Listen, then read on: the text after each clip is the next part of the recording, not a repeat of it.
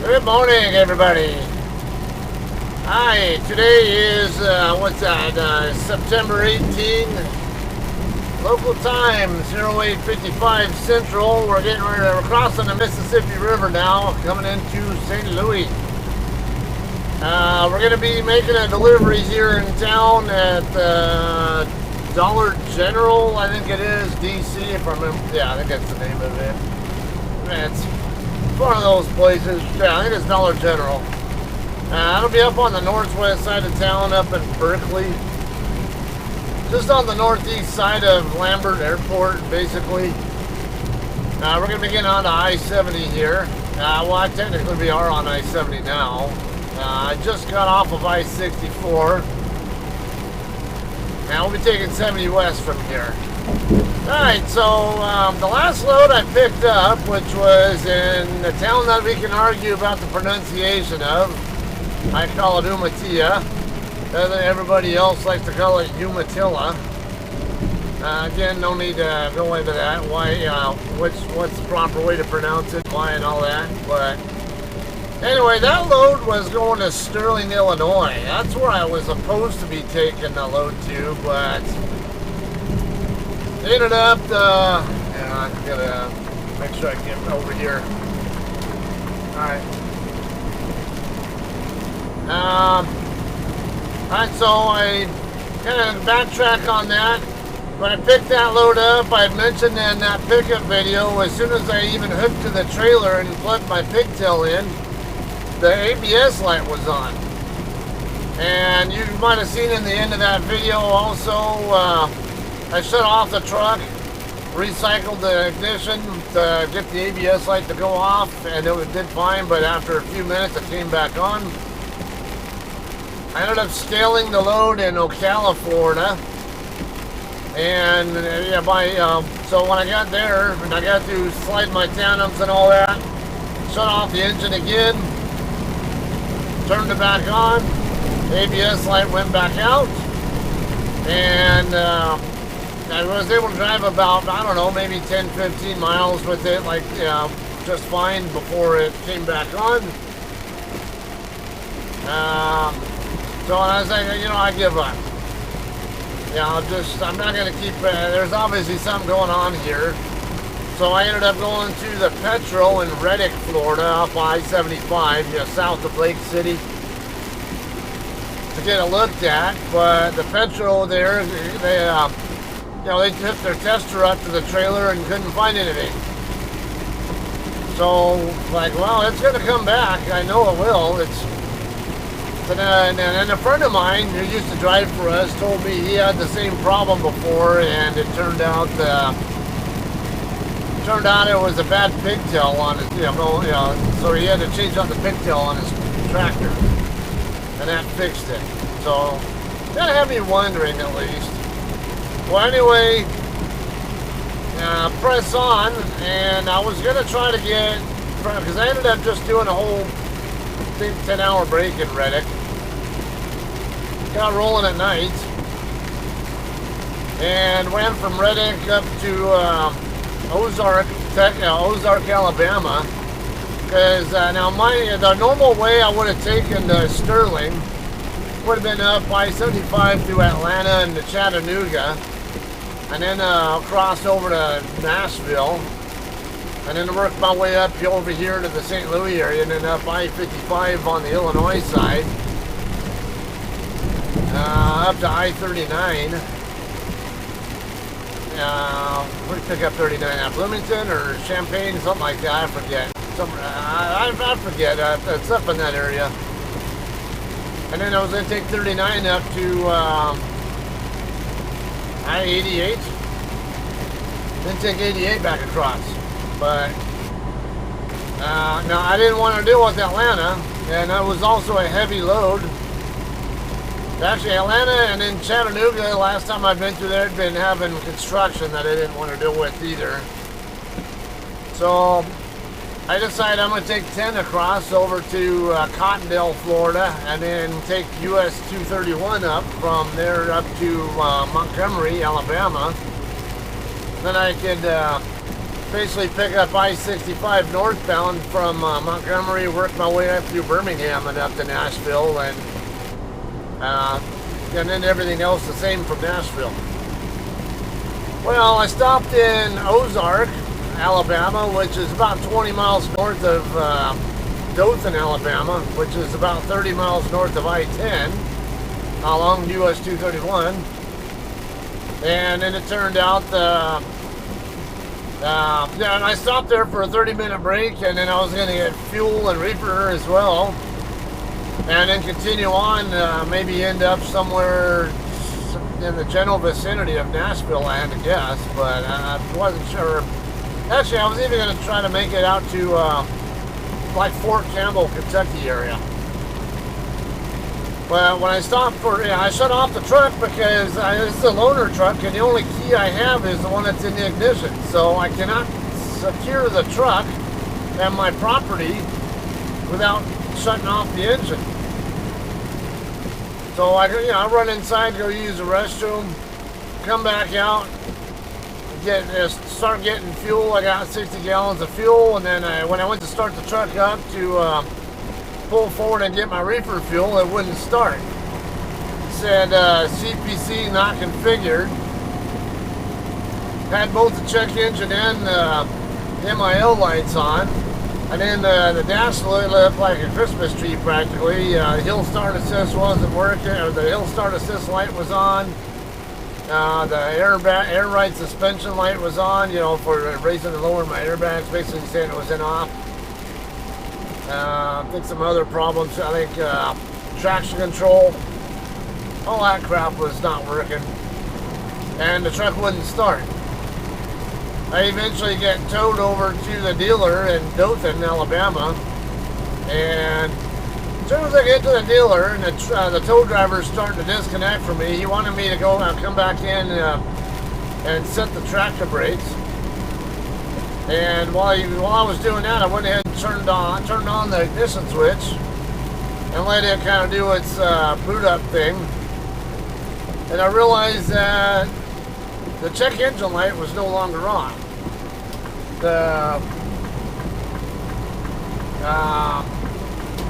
The mill light was still on, but the check engine light was off. But I did have all the other problems there. I couldn't dump my airbags. Had no traction control and all that crap. So like, well, no check engine light, maybe the truck will start. And I didn't have the CPC not configured problem anymore. So I go to turn it over, and all of a sudden it starts. I'm like, really?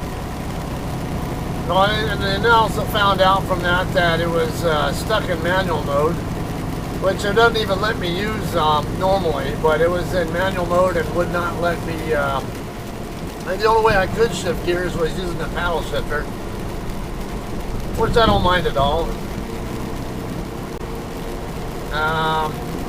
Anyway, though, I ended up getting checked in at the dealer there that that morning after they opened up, and told them because the Loves people hooked up their computer to it and got a printout of what all the fault codes were and all that, and everything was pointing toward possible wire harness or a computer, basically.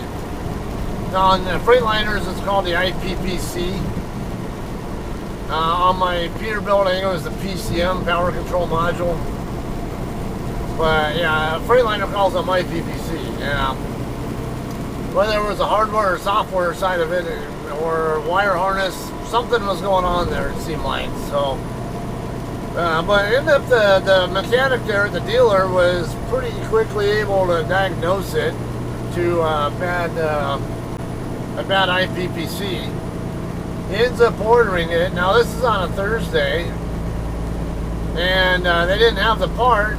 But I was like, man, I was shocked at how fast that dealer in Dothan was able to do stuff, because I was only there for a couple hours, and the dealer, they already had a part on order by the time I went back in the office to check on, hey, how's the diagnostic process going? Any impressions at all yet? And by then he's already found a bad IPPC and parts on order.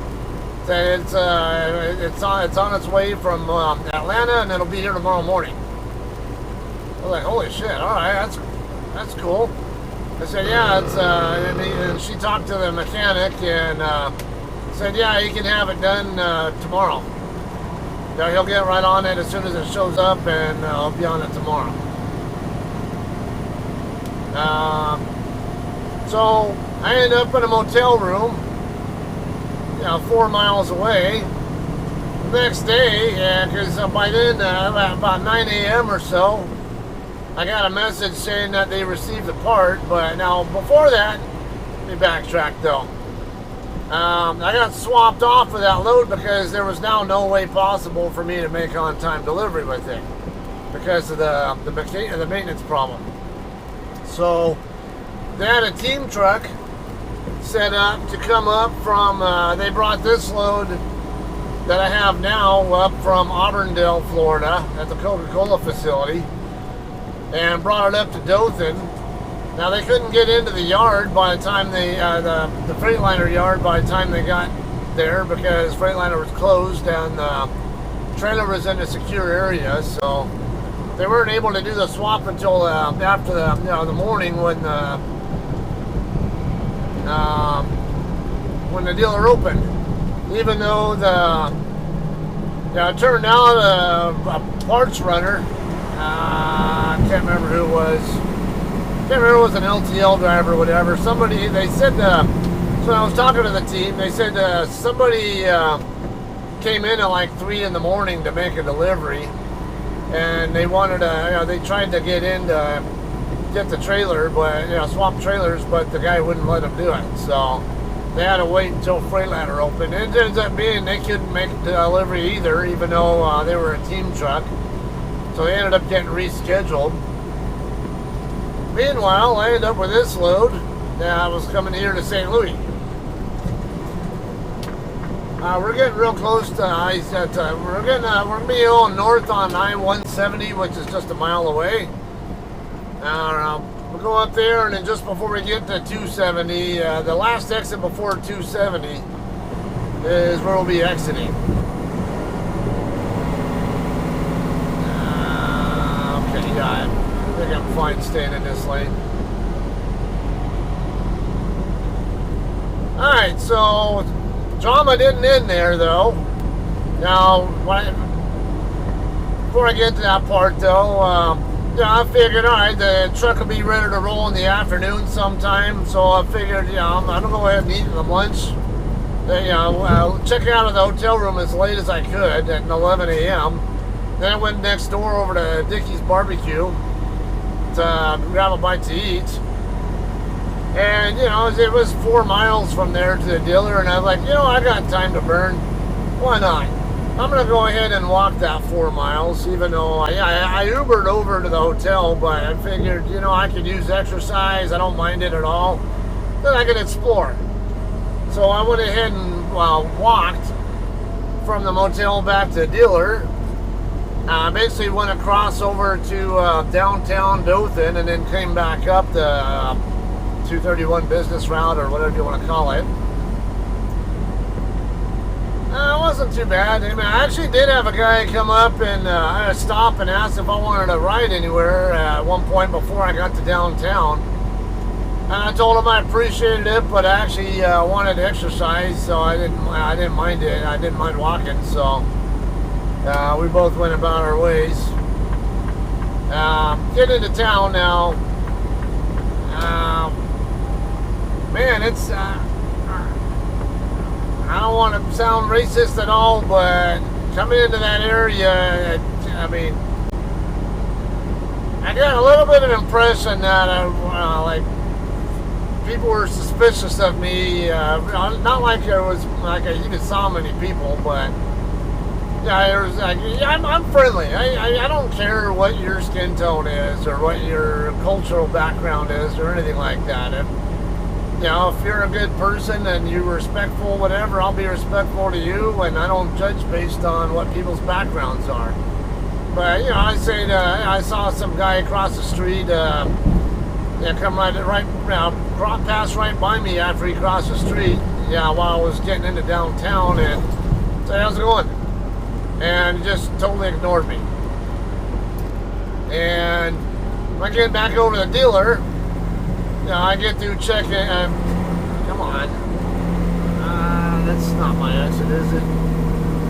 Hanley Road, that sounds familiar. Yeah, it is my exit. Alright, I need to get off right here. It's like I remember looking up the route, and I remember seeing Hanley Road that I wanted. So, and yeah, looking at the map, I'm confirming that is what I want. Anyway, I get to the dealer, and I'm telling them they need to change their name from 4-star Freightliner to 5-star Freightliner because they had amazingly fast service. Looks like we got two left turn lanes, so let's get over here into this one here. Anyway, on my way out the door, there was a dump truck driver, you know, owner black male.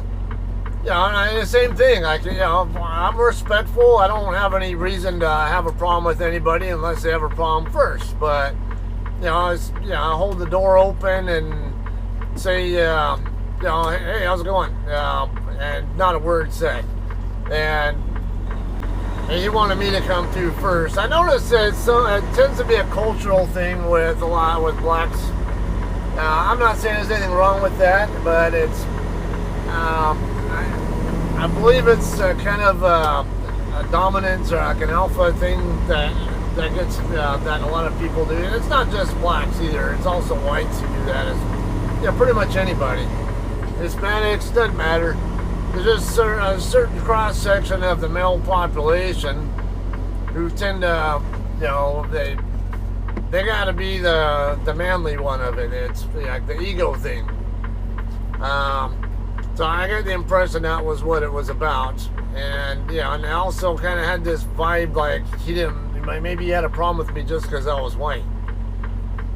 Yeah, oncoming traffic has extended green. All right.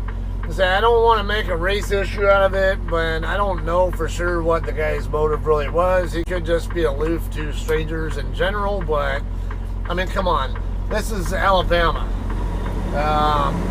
Not exactly known for being the most race-friendly area. So,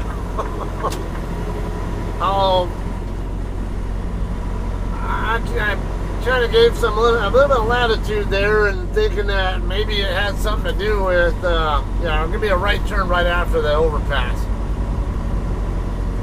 I'm thinking that might have had something to do with where I'm at, you know, and he's probably, you know, these people are probably so used to stupid white trash people calling them the N-word or whatever else that, you know, they're, you know, I can't say I blame them for being suspicious naturally of whites because of the way a lot of whites in the area probably treat them. It's sad. I don't come from that kind of culture though, so, and I'm not used to being around those, that kind of an area where it's that kind of, there are so many people who are overtly racist or whatever. Now, there are racist people anywhere, but it's not so overt, I would say, in my area. I'm not used to that. And like I say, I wasn't raised to be racist and all that. So I don't sit there and judge people. All right, I want to say this the sign, there's a Dollar General sign right there. We're going to turn left here. Saw something about a guard shack. I didn't see anything on the satellite view, but I do see what I believe is the guard shack right there. So yeah, we'll go ahead and make the right turn into the driveway that the guy with the McKinney rental trailer just came out of. I did see another driveway with another dock area on the other side. It says all truck traffic, turn right here. So, yeah, we're going to make this right turn here. Yeah, I got curtain time is 9:13ish, and yeah, 9:13, and we have a 10 a.m. appointment. Man, this is tight. This is weird. Okay, let me get my Arrival call sent and out of my status. Let's see, arrive at, come on. Arrive at consignee. 9:13. I can't wait to be off this thing. We got more to talk about too with all that, so we'll get there in a bit. All right, guys. So we're gonna come into the yard and then make the left. I'm gonna have a little bit of fun trying to get through here. I gotta worry about my tail swing with this Freightliner as well, so that's also a concern. And also trying to avoid hitting that barrier there.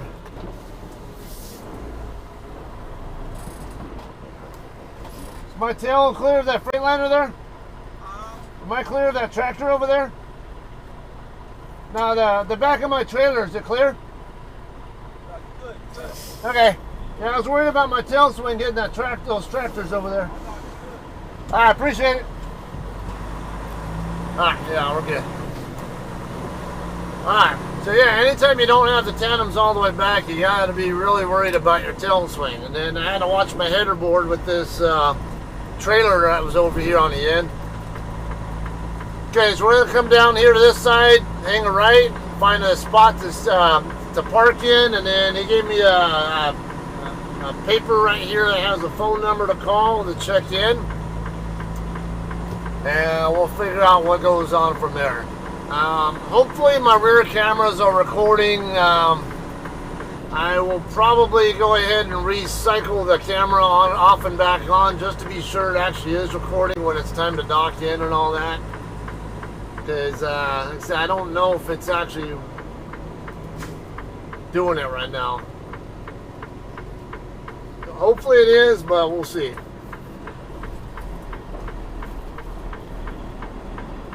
Alright, I guess I'll just have to park in one of these drop spots here or something.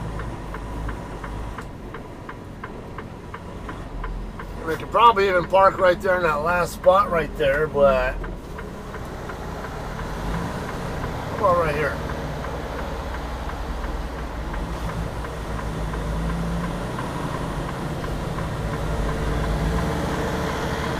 Yeah, I'll put it in that drop spot there and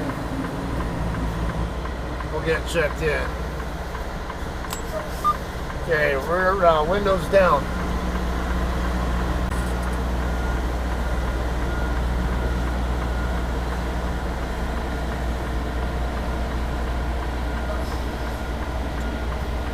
Okay, it looks a little bit concerning with the distance to the drop trailer, but I can tell by the ICC bar's position relative to the yellow line on my side that I'm actually fine. Actually, I over-rotated.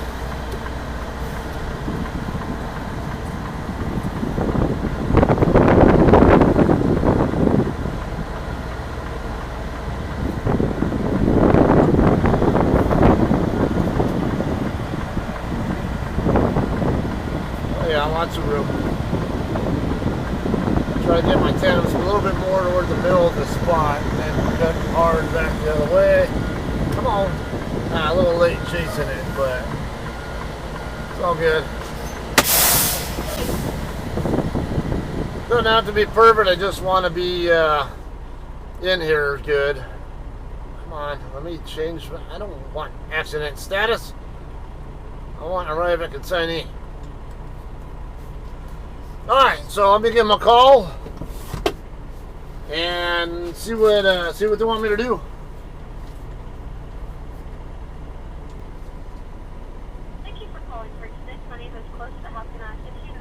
Hello, this is Scott with JCT checking in for delivery. Okay, and what is the PO number?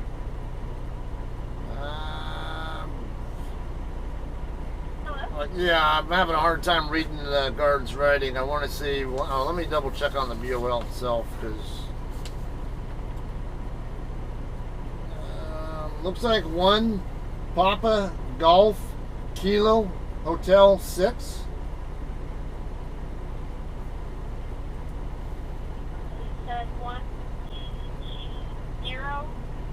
Kilo. Yeah, Papa Golf Kilo Hotel 6. Or spelled the normal way, it's 1PGKH 6. And you said JCT? Correct. Correct. That stands for John Christopher Church. That's it. And what is the tractor number? 4508 And the trailer number? 6506. Do you have the load log? Yeah, I think there are 2 of them in there. I inherited the trailer. Yeah, I want to say there's 2 of them in there. Okay. And do you have any other deliveries after this one? We'll be empty after you. And is this a good phone number? Correct. I'm sorry, did you say your name is Scott? Correct. Okay. So I have you all checked in. So go ahead and take your bills to the receiving office, and then from there you'll get your door assignment. If you have a hard time finding the receiving office, the one that kind of sticks out, and it's in between doors 49 and 50. Oh yeah, I figure I probably got to walk up that handicap landing thing there or something. I'm looking right at it. Okay. Yeah, I see it, and there's a yard mule truck right in front of it too. Okay. So just make your bills there, and then they'll give you the door assignment. Okay, appreciate it. All right. Well, I hope you have a good day. Will do. You too.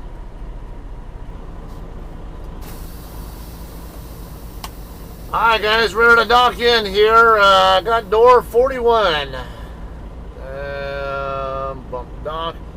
Alright, it says brake seal, open doors, and dock in.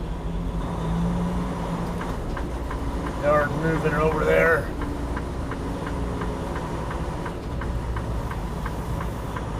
Alright, look like we're going to end up doing a U-turn setup here, depending on whether Climate Express is going to be on the way or not. Look like there is room to do, there might be enough room here to do a U-turn setup. Let me get my doors open.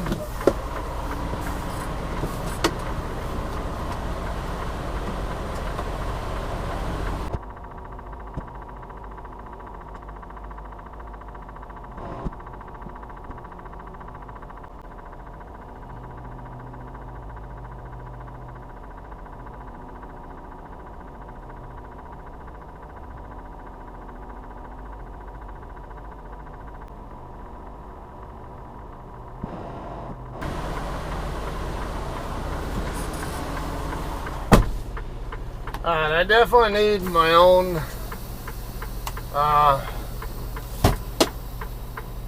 bolt cutters back because mine didn't make it. Well, go for it. Go on right over there. I'm going in the door right next to you. Go for it. Gives him more room to come on out. I think I'm going in the door right next to the one he's pulling out of, so just easier for him to go ahead and pull out. I have a feeling that Climate Express is going to be on my way, so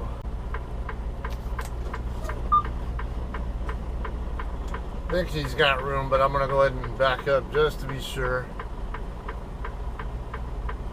Yeah, he's good.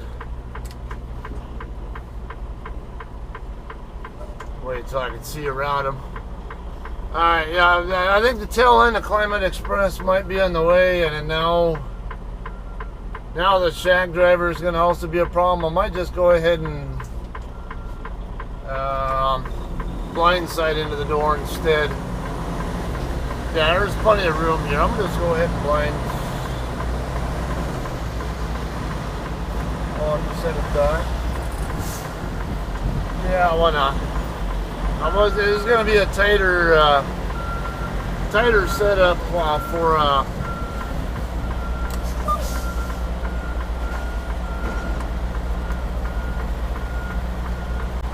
should be a tighter setup for U-turn setup, so I'll just go ahead and do it this way. This will be just fine.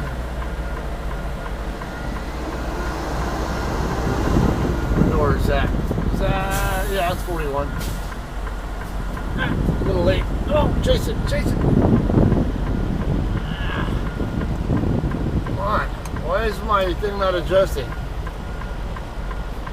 Fucking stupid mirror switch. The thing I don't like about Freightliners, the damn mirror switch is too far away, and then it turned off on me, so I couldn't adjust.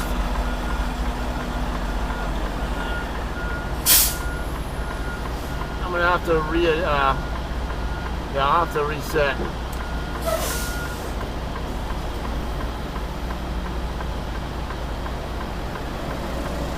Yeah, I was trying to adjust the mirror inward, but it wasn't adjusting, and it's because the damn switch times out after so many seconds, and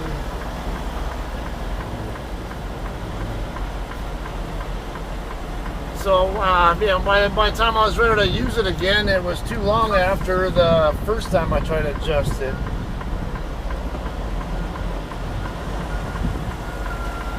Alright, we have a winner here.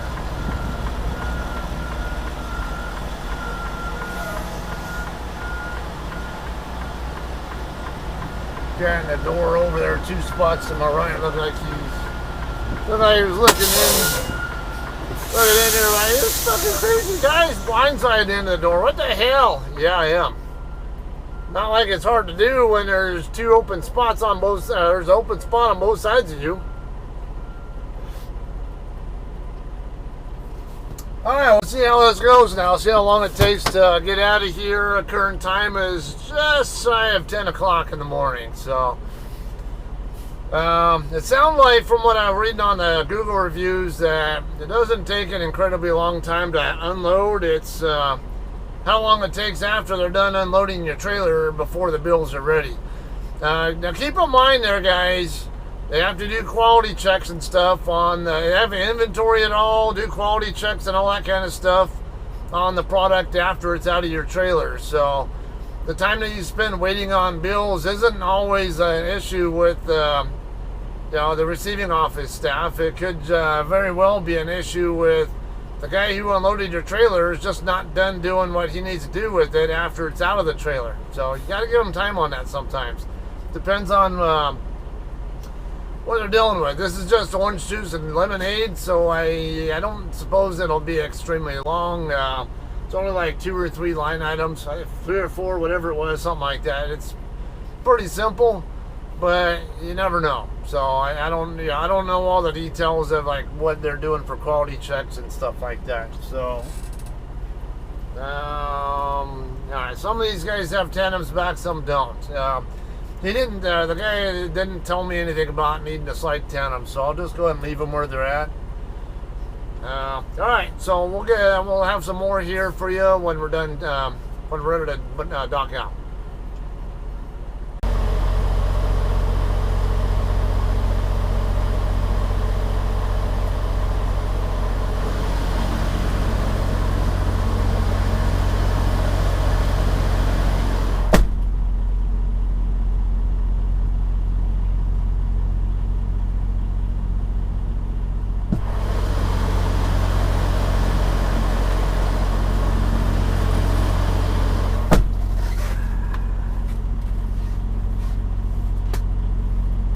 Alright guys, we're all done here.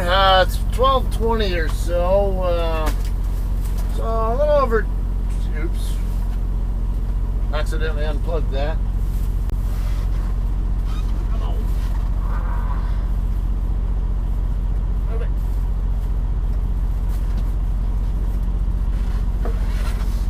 Just over 2 hours there in the dock door. Not too bad. I'd say the majority of the time was actually waiting for them to really start unloading that truck, the trailer. I felt them go in there after, I don't know, maybe 20, 30 minutes or so. And I mean, let's pull forward, double check that. We got our load locks and all that crap. According to the bills, there are no OS&Ds. I just want to make sure I got my load locks before I pull away. So I'll do that.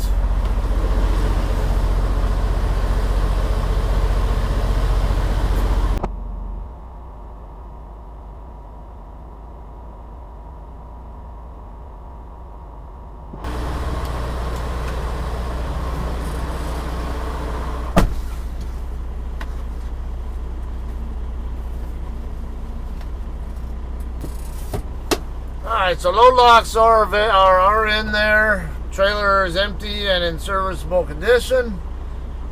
I'll be ready to roll out of here as soon as this guy is done closing his doors and gets out of the way.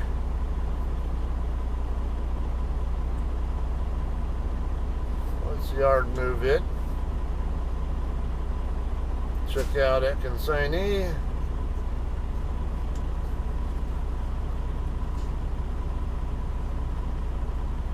Alright, so yeah, like I was saying, the majority of the time I think it felt like waiting was actually for them to actually start unloading. I don't know, maybe they went to lunch or something and then came back. Because once they started unloading, it didn't seem to take that long for them to finish. And after they finished unloading, the time between that and when I got the text message saying this is how much needs to be paid, or basically they used some app, Freight Smart, or I forget the hell the name of that thing. You can go on either website or the app, or some app to pay your fee. It's not the same one that Capstone uses.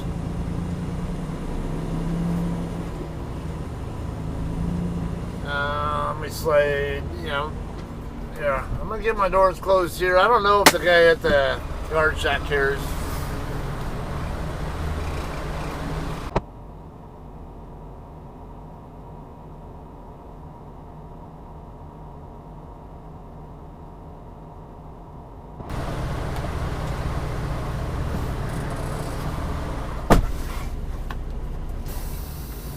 Alright, so anyway, the process here was, now let's see, right over here by the guardrail. Earlier there was the guard, just gave it to her, and then she brought the bill, took the bills inside.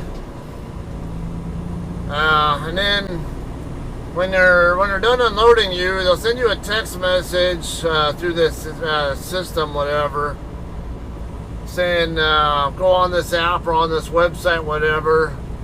And you know, so I set up a thing on the app. Lumber fee was $109.75. Not too bad. Really not bad at all. Alright, so then, once they, they also call you after that, or at least they called me to verify that I got the text message, basically, the payment info. So I told him, yep, I told him, yeah, $109.75, just waiting on my dispatch to send me the money code so I can pay it, and we're good. Double check what's the best route that I want to take out of here. Probably 270. Yeah. What's going on over there? Something going on I-44. Yeah, and it's closed, so yeah, and that's the way I need to go. I'm gonna have to detour. Probably take 70 west to somewhere. There's some kind of a big traffic delay and looks like a road closure in my way west of 270 on I-44, and I'm going to talk about that in a second here. I'm going to make sure I'm wide enough to double check that we're good. We good? Alright, yeah, she says we're good. Or he does, actually. I'm not going to clear that curb there, but if I can get my...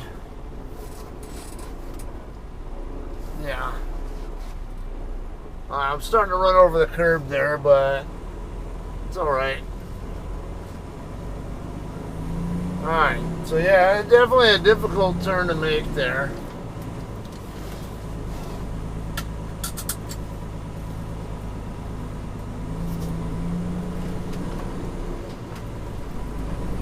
Alright, we're going to head back over to 170 and then we'll get on 270 westbound, work our way over to 70 west. I'm going to be heading down to Siloam Springs with this. I won't actually be picking up a load. What I'll be doing is I'm going to first get the trailer washed out and fill it back up with reefer fuel. It's got a good 3/4 already, but I'm going to go ahead and fill it just in case. And what they want me to do is take the trailer over to what is it? Simmons Foods. Yeah, we do a good number of pickups there at Simmons Foods, and they want me to take the trailer over there, drop it off, and then grab a specific empty that's sitting there that they want to decommission, and take that one back with me to the terminal in Zapulpa so I can get out of this truck and into a new one. This is just a loaner truck, as you guys, if you guys not already sure. Berkeley Police. Probably sitting there watching for people running the stop sign here. So let's make sure we come to a complete stop. Alright, anyway, yeah, we're good here. Yeah, and I don't know if you saw earlier, the driver who came off before in front of me on the way in here actually did run that stop sign too. So that cop's probably hip to that, knows that people are doing that, and is trying to catch people doing that. Oh wait, no, right here is what I want. This ramp right here. Yeah, we're good here. But make sure we know who has the right of way. Uh-oh. Am I going the wrong way? Yeah, it's alright. I'm not going the way I really intended to go. I wanted to get on northbound. But it's alright. I can always take this down to the south. Yeah, I can just take this south to I-70 and take the 70 route. Yeah, you know, the southbound route down there instead.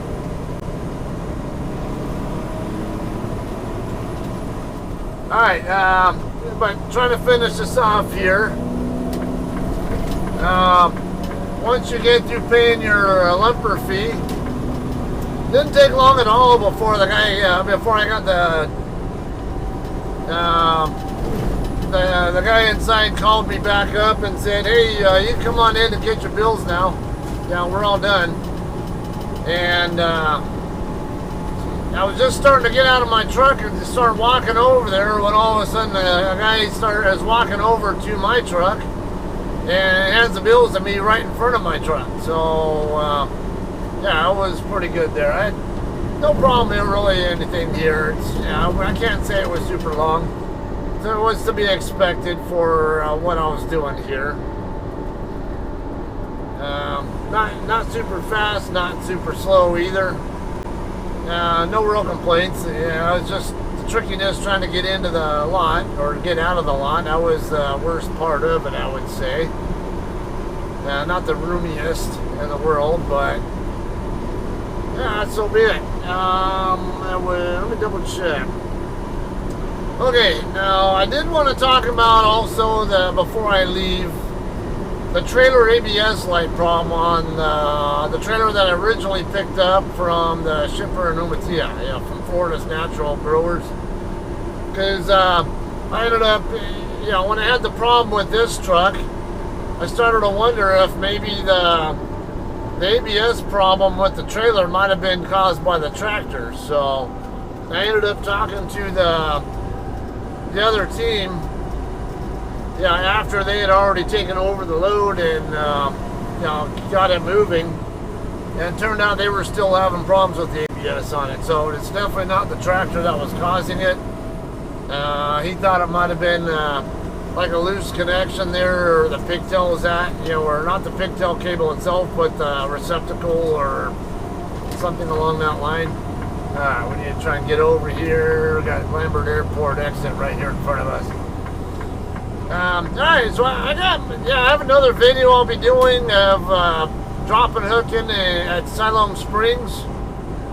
So I don't need to drag this video on yapping about this and that when I can still talk about a little bit more on the way over there, right? So I'm going to go ahead and do that.